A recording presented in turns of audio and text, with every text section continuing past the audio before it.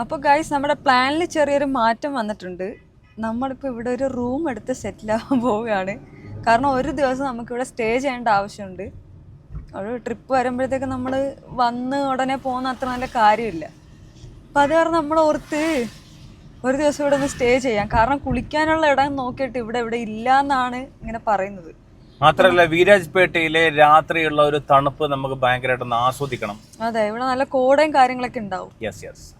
അപ്പൊ അതും കൂടെ ഒന്ന് കണ്ട് ആസ്വദിച്ചിട്ട് ബാക്കിയുള്ള ട്രിപ്പ് പ്ലാൻ ചെയ്യാം എന്നുള്ളൊരു ഉദ്ദേശത്തിൽ ഇപ്പൊ നമ്മളൊരു റൂം എടുത്തിട്ടുണ്ട്. എത്ര രൂപക്ക് അത്? വെറും 3 പേർക്ക് 1250 രൂപ 50 പൈസ.